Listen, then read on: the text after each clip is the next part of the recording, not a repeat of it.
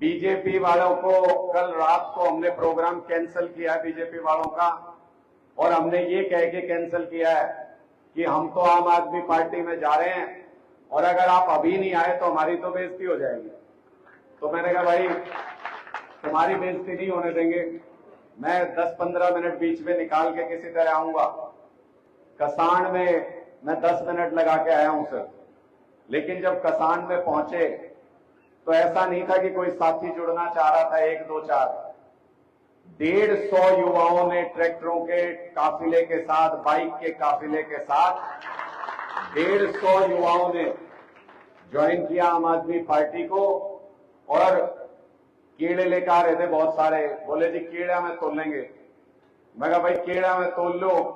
बोले वजन कितना, मशीन रख रखी थी, 80 किलो मेरा वजन निकला। तो उन्हें 80 किलो कीड़े रख के मेरे को कीड़ा में तोला। फिर मैंने कहा मां भाई वानर सेना शुरू हो जाओ, सारे के सारे चक दो फटे।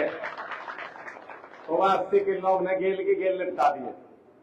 तो वो 80 किलो कीड़े नहीं थे, वो युवा जो उन कीड़ों को खा रहे थे जब, तो वो उनके लिए कांग्रेस, बीजेपी और इनेलो थी, सारे निपटा दिया हमने एक झटके में, सारे के सारे। तो ये पूरे कलायत का माहौल बनता जा रहा है धीरे धीरे धीरे धीरे। ये चर्चा आम है। मुझे मीडिया वाले कहने लग गए, ऑफ रिकॉर्ड फोन करते हैं, ऑन रिकॉर्ड पूछते हैं। मीडिया वाले भी ये कहने लग गए जी आपका चुनाव बहुत तेजी से चढ़ रहा है, आपका चुनाव ऊपर की तरफ जा रहा है। और कह रहे हैं कि ये दूसरी पार्टियों वाले हमसे पूछ रहे हैं कि भाई वोट कट कहां से रहा है हमारा, और हम उनको बता नहीं पा रहे कि वोट कट कहां से रहा है। आप कहां से वोट काट रहे हो, क्योंकि आप हर जाति, हर बिरादरी, हर गांव, युवा, बुजुर्ग, सब जगह पे वोट ले रहे हो सारी पार्टियों का। इसलिए हम उनको बता ही नहीं पा रहे कि वोट कट कहां से रहा है, इसलिए वो रणनीति भी नहीं बना पा रहे। तो मैं आप लोगों के बीच में ये विनती लेके आया हूं, आपने इन बारड़ बिल्लों को बहुत मौका दिया, बार बार मौका दिया। जब जो आपके पास आया आपने उनको चुन के विधानसभा भेज दिया। 30 साल हो गए, 30 साल 3 परिवारों के बीच में कलायत चक्री काट रहा है, 3 परिवारों के बीच में।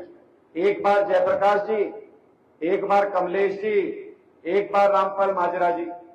जब तक तीसरा आता है तब तक हम भूल जाते हैं कि पहले ने हमारे साथ क्या किया था। फिर दोबारा 1, 2, 3, 1, 2, 3, 30 साल निकल गए कलायत के इन 3 परिवारों के बीच में चक्री काटते काटते।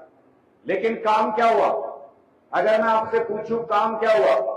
कई लोग मुझे कहते हैं कि जी आप लोगों से जाके हाथ जोड़ना, लोगों को दया आ गई तो वोट दे देंगे। मैं आपसे ये कहना चाहता हूं, मेरे पे दया करके वोट मत देना। अगर मुझ पे दया आती हो, मुझ पे दया करके वोट मत देना। अपने बच्चों के नसीब पे तरस खा के वोट दे दो, इस बार बदलाव करो। मैं इसलिए ये बात कह रहा हूं, 30 साल हो गए, 3 परिवार बार बार आपने बनाए, क्या मिला आपको? एक अस्पताल है ढंग का? भगवान ना करे परिवार में कोई भारी बीमारी आ जाए, क्या एक अस्पताल भी ढंग का है इस इलाके में? इलाज नहीं मिलता यहां अस्पतालों में। एक कागज का टुकड़ा मिलता है जिसके ऊपर लिखा होता है पीजीआई चंडीगढ़, पीजीआई रोहतक। क्यों भाई, यहां इंसान नहीं रहते क्या? यहां पे अच्छा इलाज नहीं मिल सकता क्या? यहां अच्छे हॉस्पिटल नहीं बन सकते थे क्या? कभी किसी ने कोशिश ही नहीं की, कभी किसी ने जरूरी नहीं समझा, हमको इंसान ही नहीं समझा इन लोगों ने। नहीं तो ये तो इलाज की सुविधा होना तो बहुत बेसिक सी चीज है, ये तो होना ही चाहिए था। चलो अस्पताल छोड़ दो, मुझे एक स्कूल बता दो पूरे कलायत के अंदर जिसमें टीचर पूरे हो, जिसमें बेंच हो, जिसमें टॉयलेट हो, जिसमें अच्छे ग्राउंड हो, जिसके अंदर सुविधाएं हो और जिसके अंदर अच्छा रिजल्ट आता हो, पढ़ाई होती हो। अगर ये सारी चीजें स्कूलों के अंदर नहीं है तो आप मुझे बताओ हमारे बच्चे क्या सिर फुड़ाने जाते हैं क्या स्कूल में? पढ़ने के लिए तो जाना होता है स्कूल में, और पढ़ाई हो नहीं रही है। इसलिए हमारे बच्चों की तकदीर के साथ खिलवाड़ किया। इन्होंने तय किया, साजिश की कि किसान का बच्चा, मजदूर का बच्चा अच्छी पढ़ाई नहीं पढ़ना चाहिए, भीड़ का हिस्सा बन के रहना चाहिए, कभी आगे नहीं बढ़ना चाहिए। 30 साल से आपके बच्चों के खिलाफ ये साजिश की जा रही है। और बात सुन लो, अस्पताल आपके पास नहीं, स्कूल आपके पास नहीं, कोई अगर कलायत के इलाके में कोई फैक्ट्री लगी हो, कोई बड़ी कंपनी लगी हो तो बता दो, जहां हमारे बच्चे रोजगार कर लें, नौकरी कर लें, ऐसी कोई जगह बनी हो, कोई प्रोजेक्ट आया हो तो वो बता दो। क्यों भाई, हमारे में कांडे थोड़ी लग रहे हैं? यहां हमारे बच्चों के लिए रोजगार नहीं आ सकता क्या?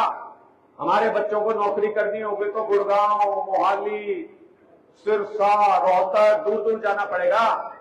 यहां पे फैक्ट्रियां क्यों नहीं आ सकती? यहां पे कंपनियां क्यों नहीं आ सकती? इस बात की लड़ाई 30 साल में आपके इन प्रतिनिधियों ने कभी नहीं लड़ी। अगर लड़ते तो यहां पे फैक्ट्रियां भी लगती, हमारे बच्चों को रोजगार भी मिलता। आज ये हालत है, हमारे बच्चे छोटे छोटे जमीन के टुकड़े बेच बेच के हमारे युवा विदेश जा रहे हैं। ऐसी हालत हो गई है कि अगर बाहर कोई हादसा हो जाए तो पिता अपने बेटे की चिता को आग नहीं दे सकता, और अगर यहां भगवान ना करे, अगर पिता भगवान को प्यारा हो जाए तो बच्चा उसकी चिता को आग देने नहीं आ सकता। क्या इस दिन के लिए पाल पोस के बड़ा कर रहे हो अपने बच्चों को? क्या इस दिन के लिए मेहनत मजदूरी कर रहे हो? इस दिन के लिए खेत में मेहनत करके अनाज पैदा करके अपने बच्चों का पेट पालते हो कि एक दिन उनको विदेश भेज दोगे? सारे युवा विदेश चले जाएंगे। जो रफ्तार चल रही है उस हिसाब से हर गांव में से युवा विदेश जा रहा है। ऐसा ना हो कि गांव खाली हो जाए युवाओं से।